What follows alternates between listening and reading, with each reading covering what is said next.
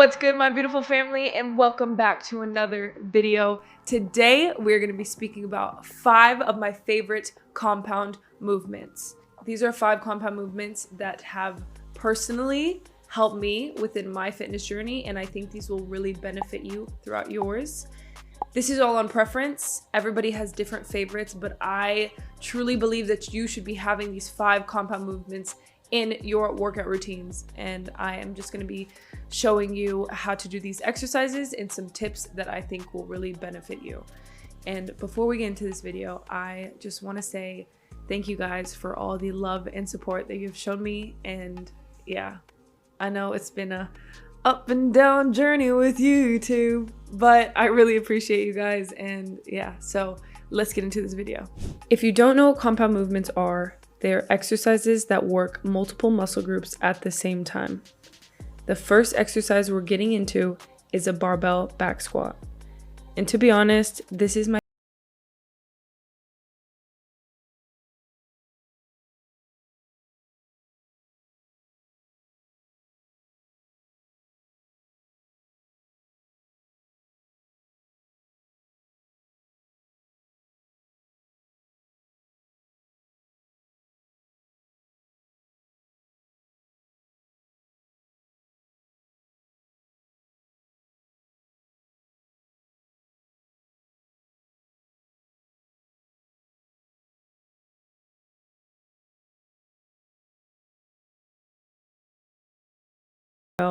make sure you are adjusting the racks to your preferred height.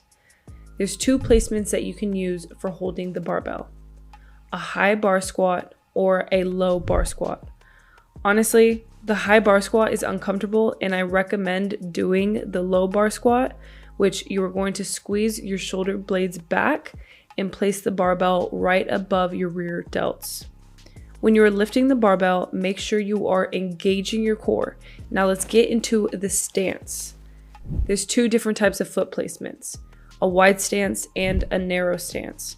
I prefer a wide stance, but this really just depends on your range of motion and what you're comfortable with. If your knees usually cave in, you're either going past your range of motion, lifting weight that is too heavy, or not working on your mobility enough.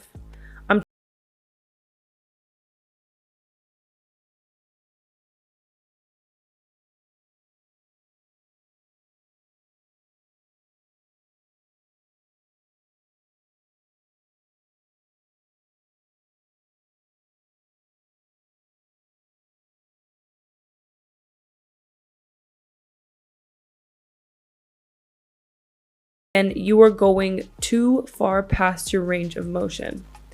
I think the misconception with squats is the further down you go, the better, but this isn't always true. Yes, more knee flexion is better for quad growth, but the depth of your squat doesn't actually matter.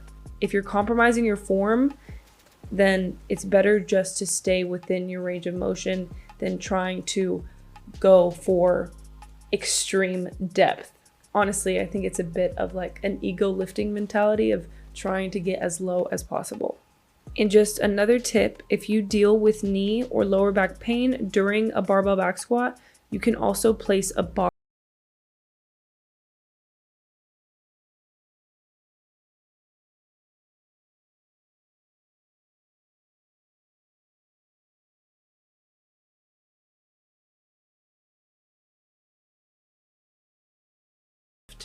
And this is also known as an RDL. One of my favorite exercises for glutes and hamstrings. I don't know why, but it was super complicated for me to learn, so I'm going to give you the easiest breakdown. Let's start with our hand placement. I place my hands about shoulder width apart, and I use an alternating grip, which is basically one overhand and one underhand grip.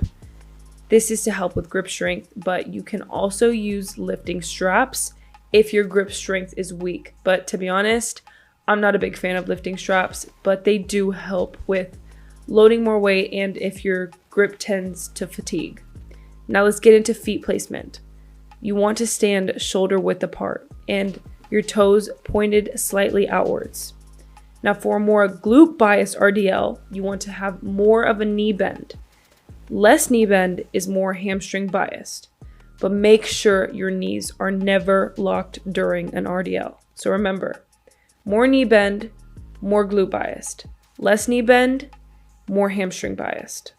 Before you bring the barbell down, make sure your shoulders are retracted back and you are keeping a neutral spine when you are coming down. When you're bringing the barbell down, you want to think about basically grazing your shins with the bar, pushing your hips all the way back while still maintaining a neutral spine. If you start to feel too much pain in your lower back, then you might be going past your range of motion. It's not about how low you can go. Once you feel the stretch,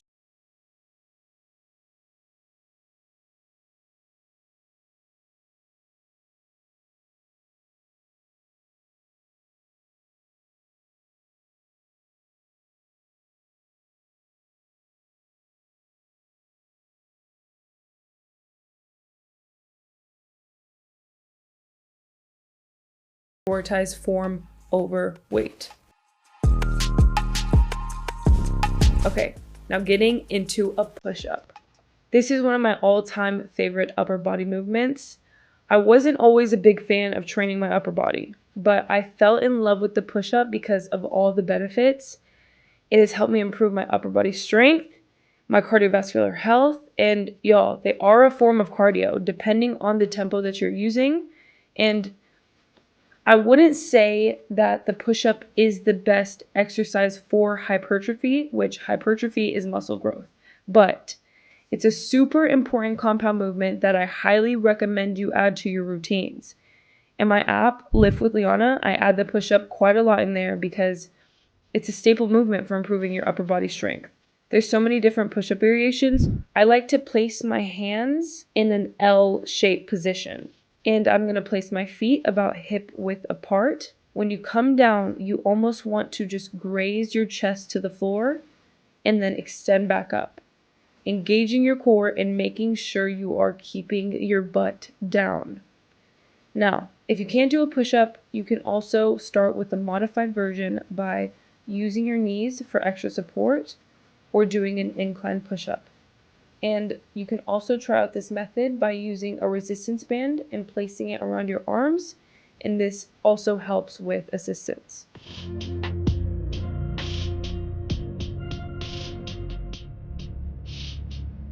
Speaking of resistance bands, we're now getting into a resistant band pull-up. The pull-up is honestly one of the best back exercises, but it also works so many other muscle groups, and honestly, it's just an amazing upper body movement. First thing I start with is a dead hang for 30 seconds before the assisted pull-ups. This helps increase your mobility and grip strength, but y'all, this is also a progression movement to getting your first pull-up, as well as using the resistance bands. First thing I'm making sure is that my back isn't rounded. So here I'm going to retract my shoulders, making sure that I'm also engaging my lats. This is the position I'm going to use when I am performing the pull-up. Now, when using a resistance band, make sure you are being careful, and by placing one foot and placing it into the resistance band, and with the other foot, you're going to cross it over your leg. And crossing your legs will also help you prevent from swinging during pull-ups. Depending on the level that you are at, the thicker the resistance band, the more support it usually is. And the thinner the resistance band, the more challenging it is. Now, the last exercise we're getting into is a barbell bent over row. There are two different grips, pronated and supinated.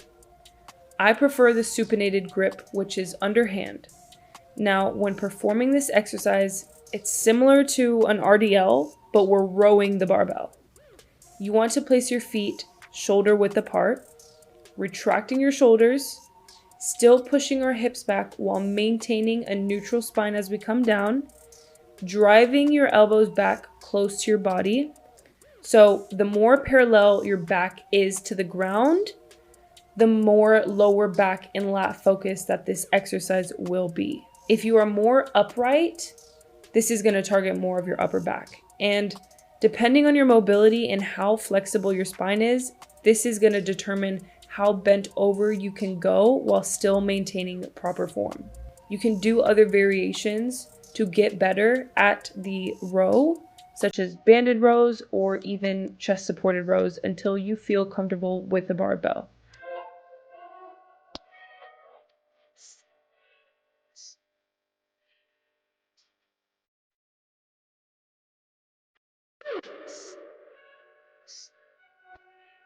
Those are my 5 favorite compound movements. I hope that you've gained some knowledge from this video that you can apply to your fitness journey. And yeah, the hood is on now. But I hope you guys enjoyed this video, and thank you for watching. And I also just want to say thank you guys for all your love and support, and I will see you in the next video. Mwah.